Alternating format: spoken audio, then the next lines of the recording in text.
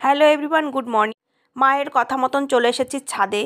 সকালবেলা ছাদে এসে তো মাথা পাগলের মতন অবস্থা। চাল কুমড়ো লাউ গাছ একসঙ্গে একই মাচায় হওয়ার জন্য চাল কুমড়ো কোনটা লাউ কোনটা খুঁজে পাচ্ছি না। এর মধ্যে এদিকে একটা লাউ, ওদিকে একটা লাউ, সেদিকে একটা চাল কুমড়ো, ওদিকে একটা চাল কুমড়ো। ভাবছি যে কোনটা কেটে কোনটা রাখি আর কোনটা কাটবো। এদিকে মা নিচে থেকে বলছে যে লাউটাই কেটে নিয়ে আয়। লাউটা একটা লাউ অনেক বড় হয়েছে। মা বলছে ডান দিকে, আমি দেখছি বাঁ দিকে। এবার দেখি এই লাউটা বড় না ওই লাউটা বড়, এইদিকে দেখি এই লাউটা অনেক বড় হয়েছে। তাই ফাইনালি ভেবে নিলাম যে এই লাউটাই কাটি, আজকে লাউয়ের ঘন্টর সঙ্গে সকালবেলা রুটি দিয়ে খুব মজা করে ব্রেকফাস্ট করব। তো সঙ্গে সঙ্গে লাউটা কেটে নিলাম। লাউটা কাটার জন্য এমন একটা চাকু এনেছি যে চোরের কানও কাটে না।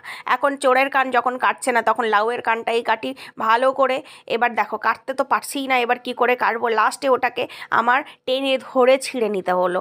তো ফাইনালি আমি লাউটাকে কেটে নিয়েছি। এবার এই লাউটা দিয়ে এত সুন্দর করে আমার মা ঘন্ট রান্না করবে, এক থাল লাউয়ের ঘন্টর সঙ্গে পটাপট করে 2 থেকে 3টে রুটি খেয়ে নেব।